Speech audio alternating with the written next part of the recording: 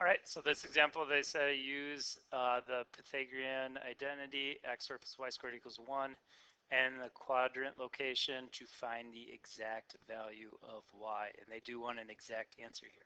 All right, so what we know here is somewhere on that unit circle, there's going to be this point that has an x coordinate of negative square root of 13 over 7. It's in the third quadrant.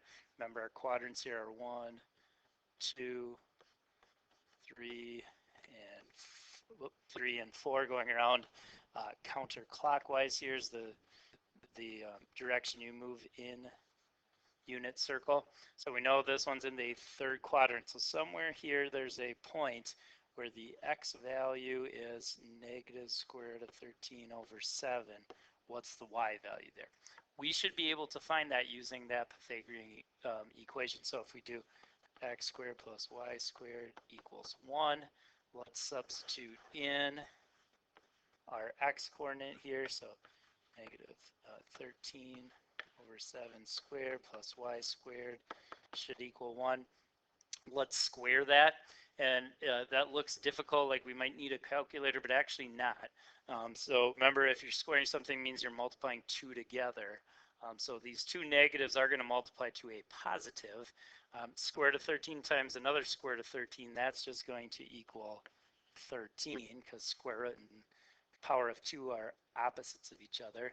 On the bottom, 7 squared, 7 times 7 is 49.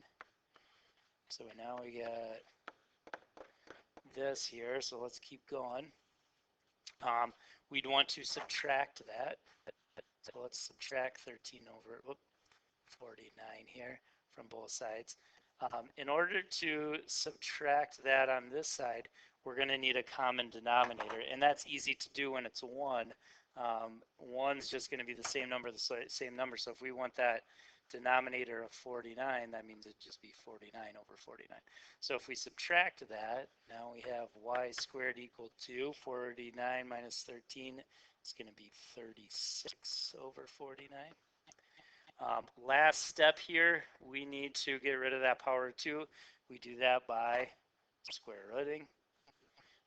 But remember, this ends up being plus or minus over here. So y could equal either positive or negative square root of 36 over 49. Well, both those actually end up being perfect squares there. So it'd be plus or minus 6/7. This is where that third quadrant thing comes in. We got to know which one should we pick, the positive or negative value of 6/7. Well, if it's in the third quadrant, we know any point in the third quadrant is going to have both a negative x value and a negative y value. So we'd pick negative 6/7 would be our y value here. So that would be the answer to this one. Let's have you guys try one of these now, see if you can do a similar problem and find this answer in the first quadrant. All right, let's check and see how you did here. So this one, you got x squared plus y squared equals 1. Our x value is 4/5. So square that. You're going to get 16 over 25. I'm going to make this 1 into a common denominator of 25 over 25. So if we subtract 16 25ths there, that's going to give us 9 25ths.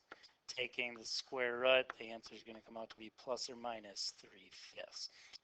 Here we got to look first quadrant. Our answer should be in the first quadrant positive for both x and y. So we'd want to answer with positive 3/5 here would be the answer.